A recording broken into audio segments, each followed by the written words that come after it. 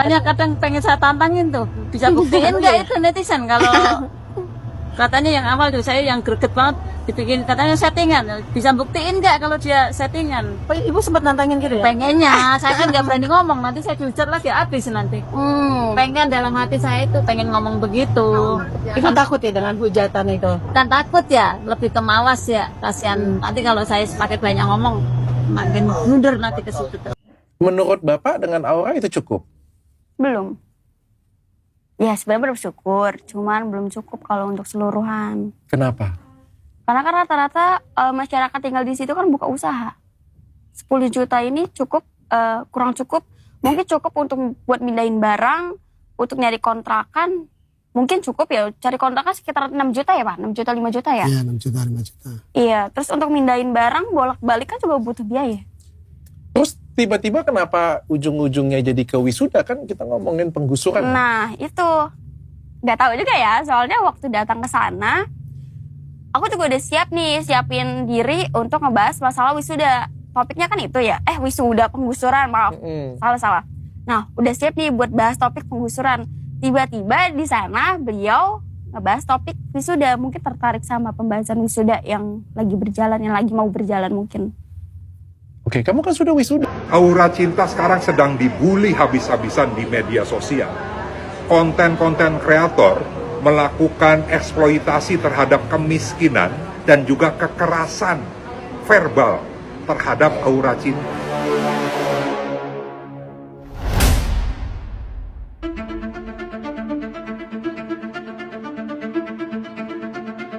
Terkait dengan Neng Aura Cinta ya, yang di Tambun, Bekasi sana, yang viral terkait dengan pembongkaran dan juga isu terkait dengan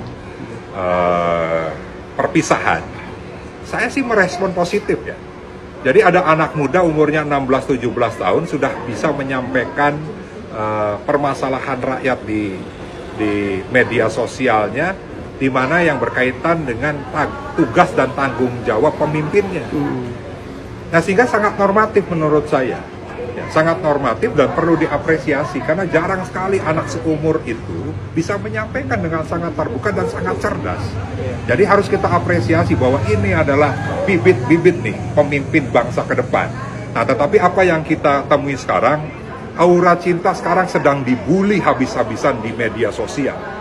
Konten-konten kreator melakukan eksploitasi terhadap kemiskinan dan juga kekerasan verbal terhadap aura cinta. Nah, inilah yang sangat berbahaya. Ya. Mereka kan hanya menguntungkan untuk dirinya supaya postingannya nih viral, mendapatkan keuntungan dari AdSense apa segala macam di YouTube, di Instagram, di TikTok, di Facebook dan lain sebagainya. Tapi ini akan merusak mentalnya aura cinta itu dan anak-anak muda yang lain yang ingin kritis. Dalam Perda nomor 3 tahun 2021 yang mengatur tentang penyelenggaraan perlindungan anak, di sana ada diatur di pasal 6 hak-hak anak ya, yang meliputi nih ya, mereka mendapatkan hak dan perlindungan dari diskriminasi, eksploitasi baik ekonomi maupun seksual, penelantaran, kekejaman, kekerasan, dan penganiayaan, ketidakadilan, dan perlakuan salah lainnya. Nah, apa yang terjadi saat ini, sudah ada eksploitasi terkait dengan kemiskinan, dan juga ada kekerasan. Maka di perda ini, siapapun yang mengetahui, ya ada perlakuan seperti itu, maka kalau mereka yang tidak memberitahukan, mereka akan diancam penjara 3 bulan dan denda 50 juta. Tapi saya yakin, ada pidana-pidana lainnya yang diatur oleh undang-undang. Nah, sehingga PDI Perjuangan sedang melakukan kajian hukum untuk kita dampingi aura cinta tersebut untuk mendapatkan hak-haknya. Dan kepada konten kreator siapapun dia, pejabat atau bukan, tobatlah. Tobat. Dosa Anda. Atau nuhun. Kamu juga anak muda yang saya ngomong itu punya masa depan cerah di Indonesia dan harapan kita sih. Jadi saya memerlukan diskusi yang kritis juga. Menurut kamu itu tanah siapa? Tanah negara. Lu Sebenarnya tahu loh kalau itu tanah negara. Pinter loh kamu itu sebenarnya. Aura. Walah. Kan gini, saya nggak mertahanin tanah. Kalau mau diambil ya silahkan. Kita kan cuma minta hak kemanusiaan. Karena kita digusur ini kurang ada rasa kemanusiaan. Loh, dengan menggusur kamu dari bantaran sungai, itu justru memanusiakan kamu. Karena seharusnya nggak ada manusia yang tinggal di sekitar bantaran sungai. Kalau sungainya banjir, airnya meluap, rumahmu hanyut, terus amit-amit ada korban jiwa, terus gimana Aura? Menurut kamu tanah itu hak milik kamu? Iya kan? Tapi saya kan nggak mertahanin tanah negara. Saya cuma mertahanin hak kemanusiaan yang dimana para korban penggusuran ini tuh kurang. Maksudnya nggak dimanusiakan. Karena penggusuran ini, menurut saya ini, penggusuran ini ngusir para korban ini seperti hewan. Loh, kok masih ngeyel bicara tentang kemanusiaan? Kamu itu sudah dimanusiakan dengan digusur dari bantaran sungai itu, kamu sudah dimanusiakan. Kok ngeyel kamu ini? Aura. Yo, gregetan aku. Penggusuran ini kan nggak ada musyawarah ya, belum tahu tujuannya apa, terus proyek penggusuran ini dari siapa itu kan belum jelas. Terus disarikan solusi, jangan cuma asal main gusur, apalagi nggak ada kompensasi. Harus musyawarah seperti apa lagi? Itu tanahnya negara. Sewaktu-waktu negara membutuhkan, ya harus dikasihkan. Aura. Oh jelas-jelas kamu itu tinggal di tanahnya negara loh. Kok pengen diajak musyawarah? Piye toki Aura. Jangan bilang nggak ada solusi, nggak dikasih kompensasi. Kamu dikasih solusi loh. Dikasih uang 10 juta loh.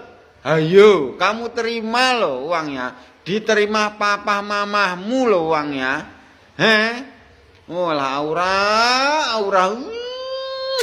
Gubernur Jawa Barat Kang Deddy Mulyadi beber akan gaji 10 juta per kepala keluarga jika jadi gubernur Jakarta. Ini videonya. Jakarta ini Pak, penduduknya di bawah 10 juta. APBD-nya 90 triliun. Kalau di Jakarta itu dari 10 juta ada 2 juta kepala keluarga, itu orang Jakarta bisa digaji per kepala keluarga 10 juta. Kenapa? Karena 10 juta dikali 2 juta hanya 20 triliun. Kalau saya gubernurnya bagi. Wow, enak ya. Masyarakat Jakarta, lekas tuker gubernur aja. Gubernur Pramono ditaruh di Jawa Barat, gubernur Kang Deddy ditaruh di Jakarta. Siapa tahu bisa menerapkan omongannya, nggak cuap-cuap saja.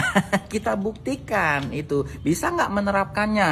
Kalau per bulan 20 triliun berarti kali 1 tahun 240 triliun. Wow, bisa kayaknya ya.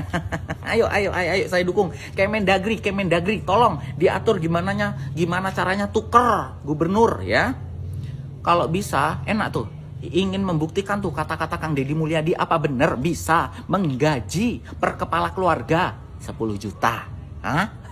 Atau hanya omong-omong aja? Atau hanya pencitraan aja biar dikira wah hebat keren. Udah kita buktikan aja ya. Ya, ditukar ya. Mau kalian kan masyarakat Jawa Barat? Jakarta juga. Mau. Pantas sombong. Ini komentar dari Kak Alfia ya. Tentang aura cinta ya yang menolak kebijakan Kang Deddy Mulyadi. Nah, kemudian dia posting ini nih. Apa kata dunia? Gue cuma ketawa aja. Hidup-hidup gue miskin juga kagak minta Allah. Kalau menurut aku sih, kalau dia mampu membayar wisuda ataupun dengan gaya hidup seperti itu terus punya iPhone gitu ya, dia itu termasuk kalangan menengah loh, bukan kalangan miskin lagi. Cuman ya itu, kenapa dianya nggak beli rumah yang istilahnya aman lah gitu ya, bukan tinggal di tanah yang pemerintah gitu ya kan. Itu kan tanah yang pastilah Pak sama pemerintah itu akan dipakai gitu untuk kepentingan umum gitu ya kan. Jadi memang semua juga ada aturannya gitu Besti. eh, kalau memang gak mau dibilang miskin, ya disesuaikan lah ya, semuanya juga gitu. Ya kasihan yang benar-benar nggak mampu gitu kalau menurut aku ya. Kalau misalkan kebijakan Kang Deddy itu untuk orang-orang yang benar-benar nggak mampu dan banyak orang yang setuju gitu ya kan, ya itu sih sangat membantu. Cuman ada segelintir orang ya, tapi kan Kang Deddy juga di situ ngasih solusi ya. Kalau misalkan memang kalian mampu gitu, ya jangan mengatasnamakan, jangan bawa-bawa sekolah gitu ya, karena memang nanti sekolah lagi yang akan dicap kurang baik gitu ya, kayak study tour atau segala macam. Kan banyak yang ada kejadian waktu itu pernah bisnya kecelakaan atau gimana gitu ya, jadi sekolah lagi yang disalahin gitu kan Besti ya kan. Jadi itu maksudnya Kang Deddy Mulyadi itu bukannya nggak boleh gitu. Jadi harus ada pertimbangannya gitu. Jadi jangan kayak sekolah tapi untuk bisnis seperti itu ya kan. Jangan, nah itulah yang dicegah dari Kang Deddy Mulyadi gitu maksudnya. Ini ngomong-ngomong aku udah pakai serum ini udah semingguan, tapi lumayan lah ada perkembangannya. Udah mulai tumbuh-tumbuh. Jadi gitu ya Besti.